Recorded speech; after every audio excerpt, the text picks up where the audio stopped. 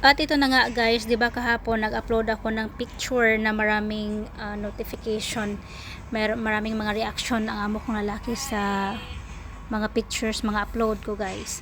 At ito pala, tingnan nyo naman. Sinearch pala niya yung pangalan ko, tapos lahat ng mga video ko, mga bagong upload ko ay tiningnan niya.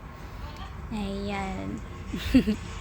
Tatawa talaga ako nitong amo ko. Palagi niya matatanong, Joby, meron kang bagong upload? Sabi ko, wala sir. Sabi niya, bakit hindi ka nag-upload? Wala kang ads? Sabi ko, wala. At yan, palagi niya yung tinitingnan. At yan, pina-heart pa yan.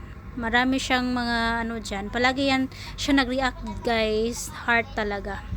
Yan, pamangkin ko yan.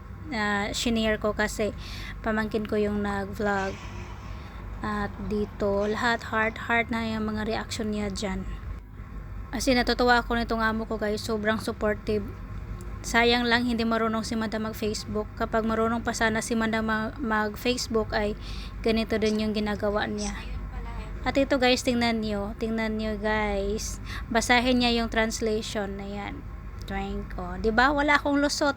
Kahit anong ipo-post ko yan dyan guys, kung magagalit ako sa mga basher ko, makikita niya yan kasi tingnan niya yung translation. Ito guys, million views yan. Itong anak ko at saka si sir, nag-uusap sila. Million views din yun. Matagal na yun na video. Diba? Titingnan niya yan lahat.